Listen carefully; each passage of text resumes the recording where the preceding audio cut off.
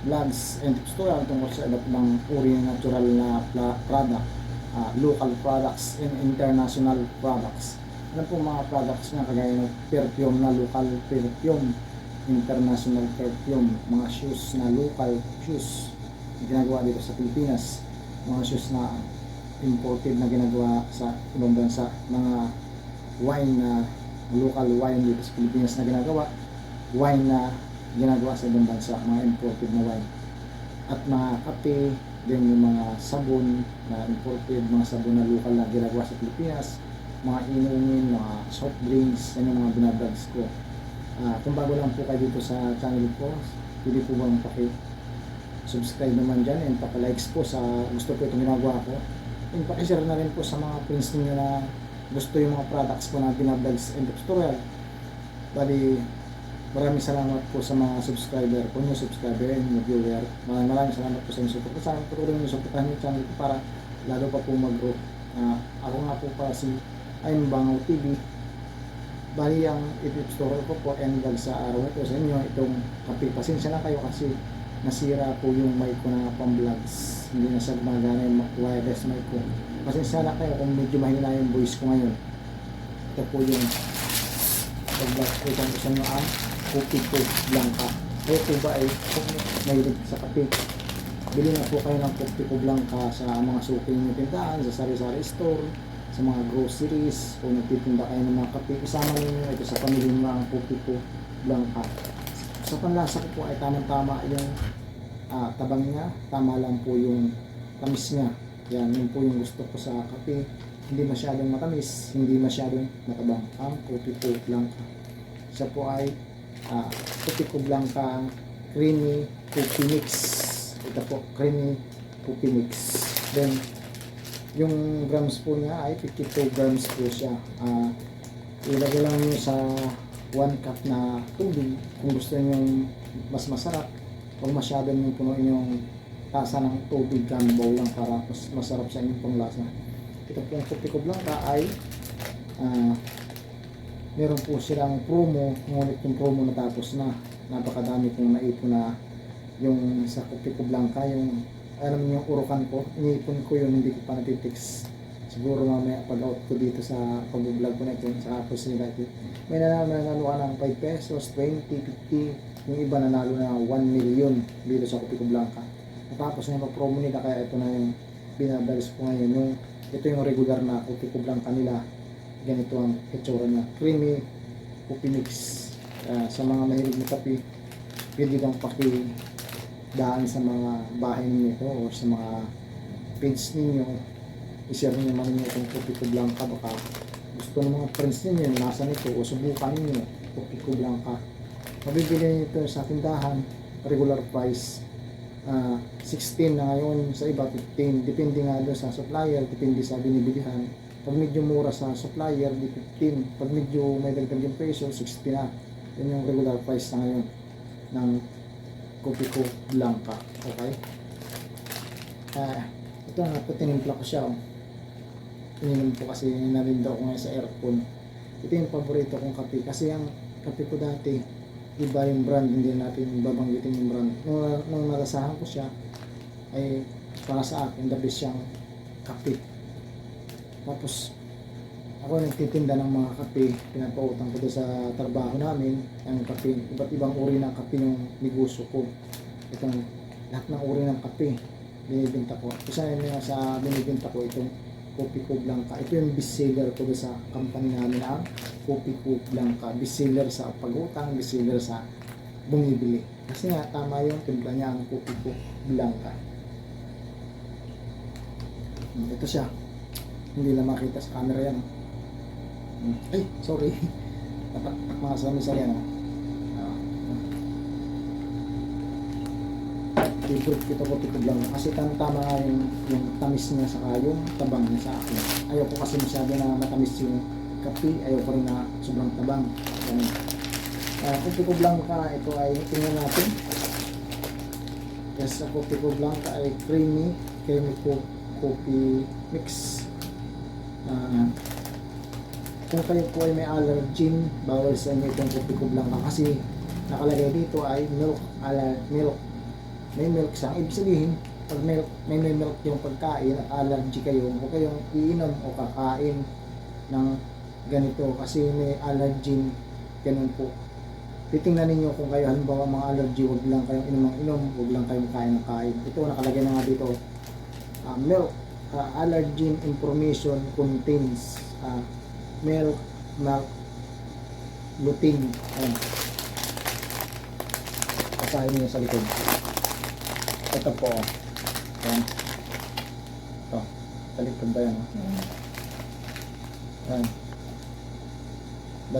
baliktarin na lang ninyo. Yan, yan siya, di ba? Diba?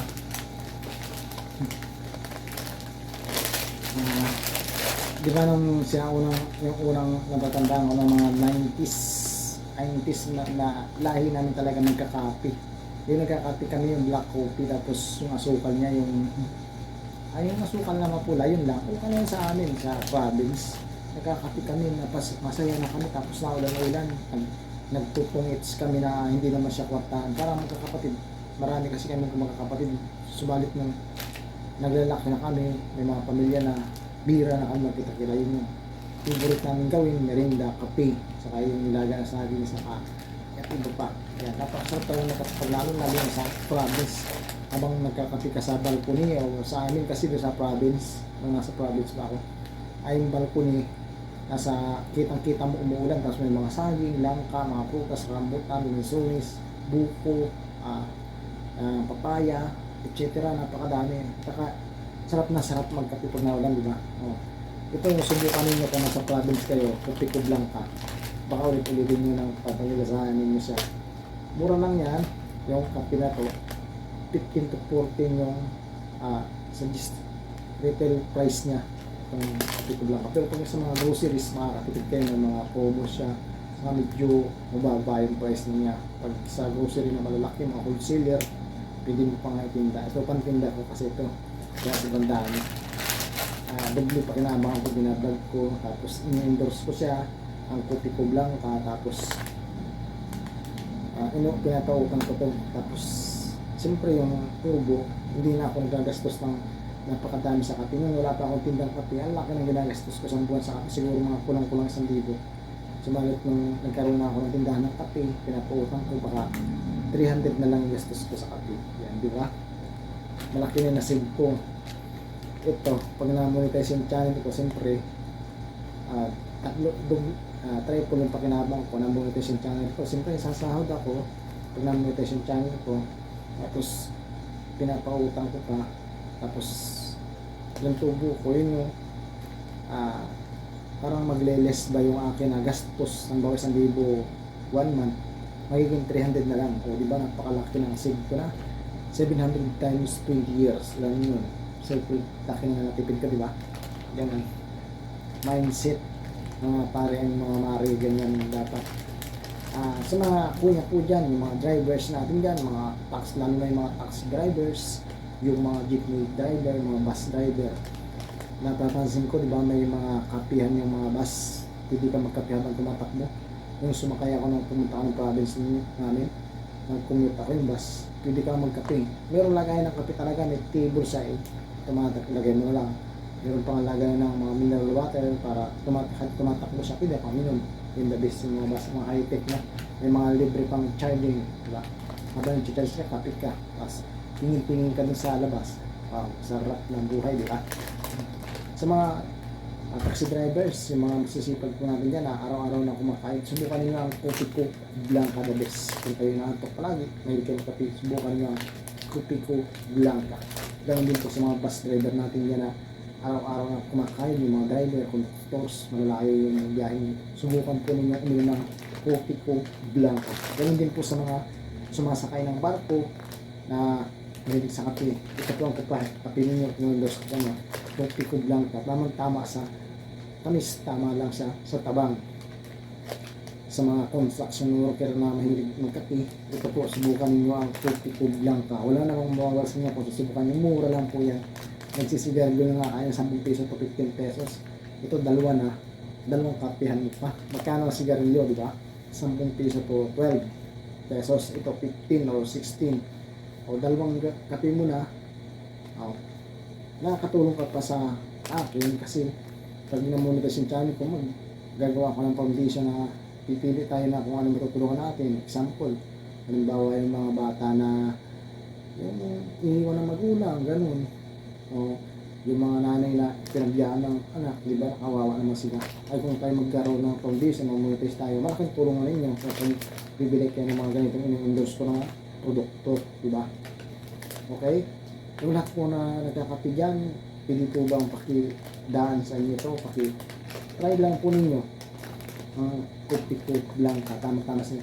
Kopi ko blanca ay kopi na siya ay creamy coffee mix, tapos 50 grams siya, easy siya na timplahin, hindi gaya ng mga 90s nga, magkukuha ka ng baso, mag-iinit ka ng tubig, kung ano, lalagay ka ng asukal, lalagay ka ng gatas. Ito may kasama na siyang milk, kape, sugar na siya, ganun.